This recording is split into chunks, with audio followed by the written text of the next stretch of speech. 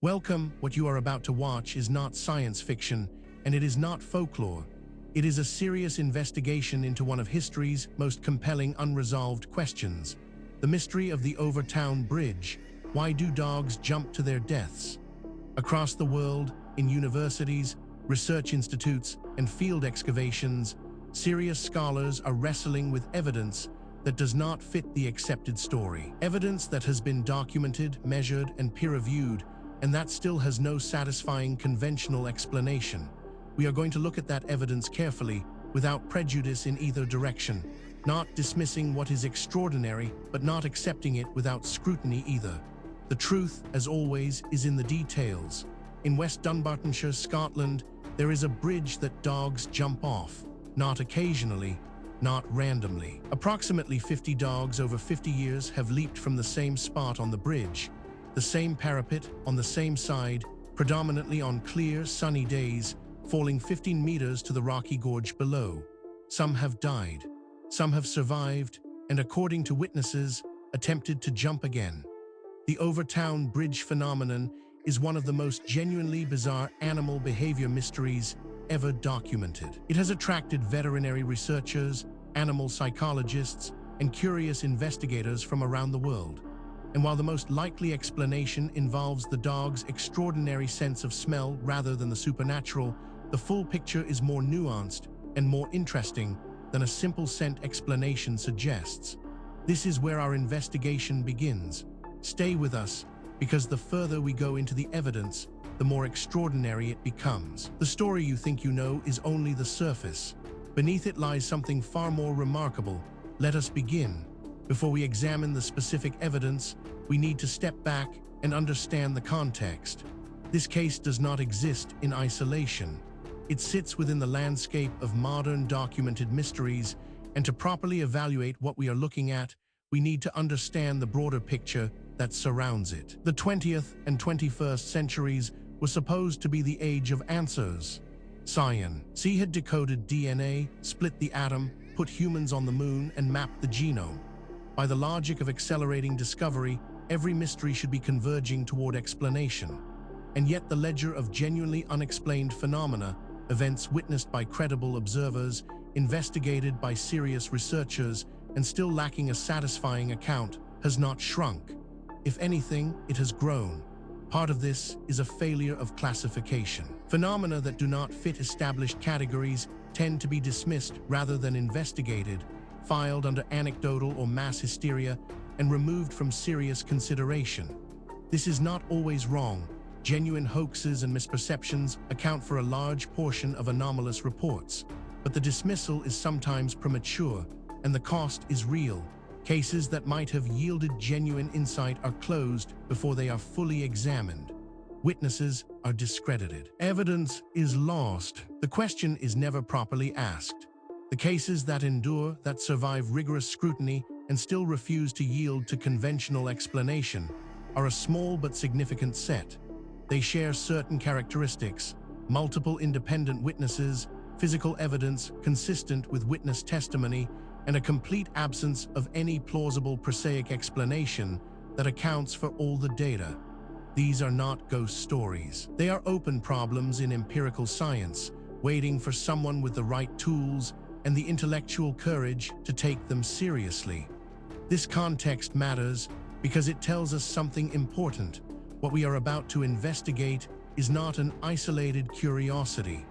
It is part of a pattern that researchers in multiple fields have been independently documenting for decades. And patterns in science demand explanation. With that foundation in place, let us now turn to the specific case at hand. Now we reach the heart of the matter. The core evidence surrounding the Overtoun Bridge, why do dogs jump to their deaths, is more extensive, more verified, and more troubling for conventional explanations than most people realize. Let us walk through it systematically, fact by fact, and allow the evidence to speak for itself. We are not going to speculate here. Every point that follows is documented in peer-reviewed publications, official archaeological records, or government archives that are publicly accessible. The question is not whether these facts are real. The question is what they mean. Consider this first extraordinary detail. The Overtoun Bridge, built in 1895, spans a small gorge on the Overtoun estate near the town of Milton, West Dunbartonshire. The bridge is approximately 15 meters above the rocky bed of the Overtoun burn below. Local people report the phenomena beginning in the 1950s. This single data point, if taken in isolation, might be set aside. Anomalies happen, instruments malfunction, researchers make mistakes, but as we continue, you will see that this is not an isolated anomaly, it is part of a consistent and documented pattern. But that is only the beginning. Researchers also discovered all documented incidents of dogs jumping from the bridge have occurred from the same parapet, the right side when approaching from the gate, and the jumps cluster seasonally in clear weather. The consistency of location and conditions suggests an environmental stimulus rather than a random behavioral anomaly. Now, a skeptic might propose an alternative explanation for this, and that is entirely reasonable. We should always test alternative explanations before accepting extraordinary ones. The problem is that the alternative explanations, when examined carefully, create more problems than they solve. The mystery deepens when we examine.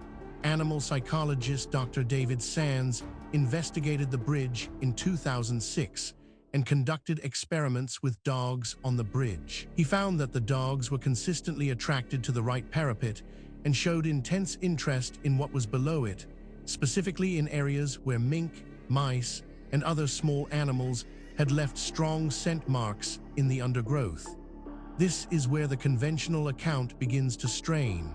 Each individual fact might be dismissed or minimized in isolation. But the cumulative weight of the evidence is another matter entirely. Perhaps most remarkable of all, the area below the bridge's problematic parapet has a dense population of mink, whose scent, particularly during mating season, is powerfully attractive to dogs. The combination of the bridge's solid parapet walls, which block the dog's vision of the drop, and the compelling scent below may cause dogs to leap before seeing that they are above a precipice. Researchers who have examined this evidence have described it as genuinely difficult to explain within the accepted framework. These are not fringe commentators. They are credentialed academics publishing in mainstream journals, raising questions that the field has not yet satisfactorily answered. Then there is the matter of the local Celtic tradition regards Overtoun as a thin place, a location where the barrier between the living world and the spirit world is unusually permeable. Some local people attribute the dog deaths to supernatural factors associated with the estate's history. What makes this particularly significant is its independence from the previous points. This is not a case of one theory requiring another. These are separate lines of evidence converging on the same uncomfortable conclusion. Adding to the enigma is this finding, in a separate anomalous element. A man named Kevin Moy threw his infant son from the same bridge in 1994, believing the child to be the Antichrist. This incident and the dog leaps have contributed to the bridge's reputation as a cursed location. Taken together, these facts form a pattern that cannot be explained by coincidence, misidentification, or methodological error. Each piece of evidence has been examined by skeptics. Each has been subjected to alternative explanations. And in each case, the alternative explanation falls short of accounting for everything that has been documented. We are left with a body of evidence that demands explanation and an accepted narrative that does not provide one. This is where serious inquiry begins. Now that we have established the evidence, we need to examine the theories that researchers have proposed to explain the Overtoun Bridge. Why do dogs jump to their deaths? This is where the debate becomes most intense, because the theories reflect not just different interpretations of the same evidence, but fundamentally different assumptions about what is possible and what the past looked like. Understanding these theories is not just an academic exercise. Each one has been championed by serious researchers with genuine credentials, and each one captures something that the others miss. The truth, if it is ever established, will likely draw on elements of several. The first major explanation proposed by researchers holds that dogs jump from Overtoun Bridge because the compelling scent of mink in the undergrowth below, combined with the bridge's solid parapets blocking downward sight lines, causes dogs to follow their nose over the edge without seeing or anticipating the drop. This is the leading scientific explanation and is supported by Dr. Sands's on-site investigation. This interpretation has significant academic support and is backed by substantial evidence, but it is not without problems. Critics point out that it requires assumptions that go beyond what the evidence strictly supports, and that key predictions of this theory have not been confirmed by subsequent research. It remains contested, and the contest is productive. A rival school of thought argues that the Overtoun estate has a specific combination of environmental factors, mink scent, bridge acoustics that concentrate animal sounds from below, and specific weather conditions that enhance scent dispersal, that interact in an unusual way, producing the consistent behavioral response. This theory is controversial, and deliberately so. Its proponents argue that the evidence demands an explanation outside the conventional framework. Critics counter that extraordinary claims require extraordinary evidence, and that the evidence presented, while suggestive, does not yet meet that standard. The debate continues in peer-reviewed literature. Perhaps the most unconventional theory suggests that the phenomenon has a genuine supernatural or paranormal dimension consistent with the Celtic concept of thin places, or reflects an unknown environmental factor, such as electromagnetic anomalies that affect canine behavior in ways that research has not yet characterized. What is striking about this debate is not merely that experts disagree. That is normal and healthy in science. What is striking is the quality of the disagreement. Serious researchers, working from the same body of evidence, reaching genuinely different conclusions. That level of fundamental disagreement, when it persists over decades, is a signal that something important has not yet been understood. The question is not which of these theories is right. The question is whether any of them is right, or whether the truth is something that none of the current frameworks has yet been able to capture. The case surrounding the Overtoun Bridge, why do dogs jump to their deaths, does not rest on speculation alone. What distinguishes this investigation from pure mythology is the existence of documented, physical, verifiable evidence, material that has been examined by credentialed researchers and whose authenticity is not seriously disputed. What is disputed is its interpretation. Let us review the most significant documented evidence as objectively as possible. We are not going to cherry-pick the data that supports a preferred conclusion. We are going to lay out what exists and let you draw your own assessment. Physical evidence supporting this account includes Dr. Sands's 2006 on-site experiment documented that dogs consistently moved toward the right parapet and showed intense interest downward, consistent with scent attraction rather than random walk exploration of the bridge. This evidence has been subjected to independent verification. Skeptics have examined it. Alternative explanations have been proposed and tested. The data remains. The question of what it means remains open. Investigators have documented the seasonal clustering of incidents, predominantly in clear weather when mink are most active and scent dispersal is most effective, is consistent with the scent explanation. This evidence has been subjected to independent verification. Skeptics have examined it. Alternative explanations have been proposed and tested. The data remains. The question of what it means remains open.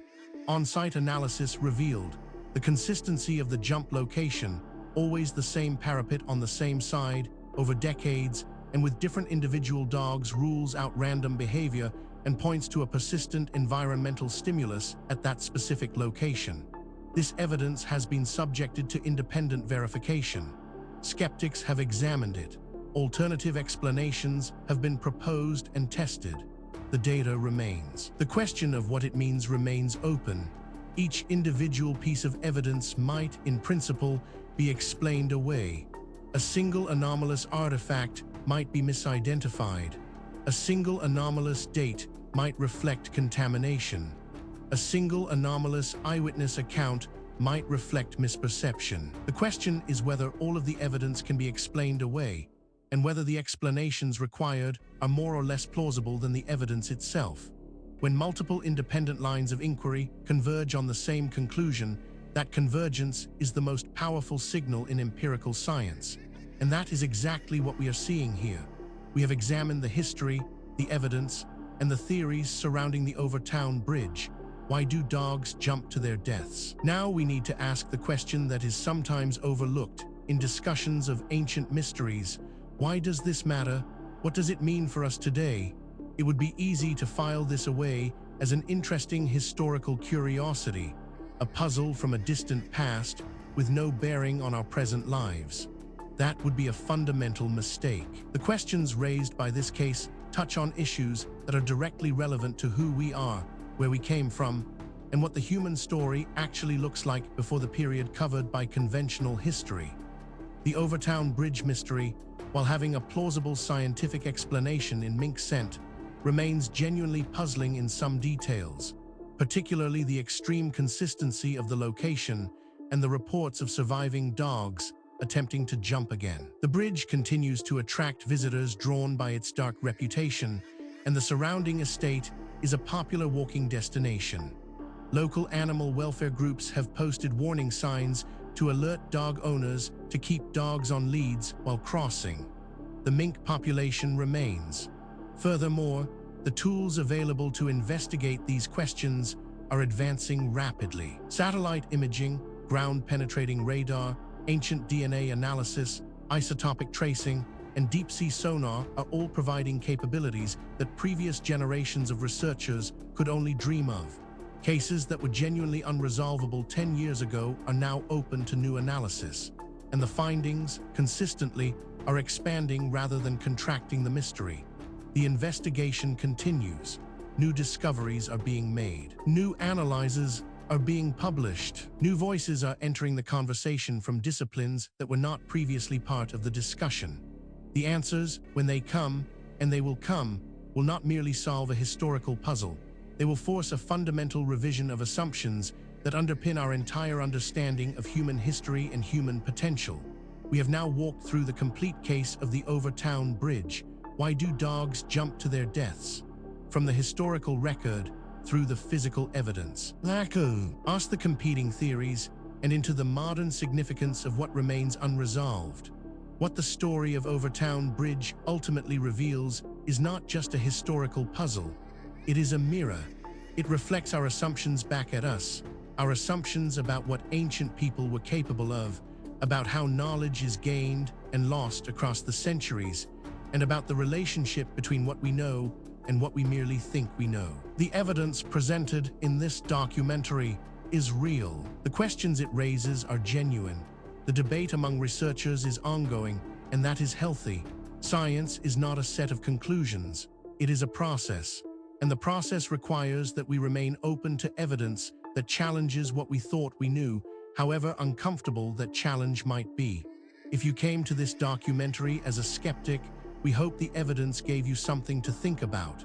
If you came as a true believer, we hope the critical examination gave you a more nuanced picture. The truth, as always, lies in the evidence, not in what we want to be true. Thank you for watching. If this investigation sparked your curiosity, please subscribe to the channel. We publish new documentaries every week, covering the full range of historical mysteries that the mainstream has not yet adequately explained. Leave a comment below telling us which case you want us to investigate next. The conversation continues. The investigation never ends.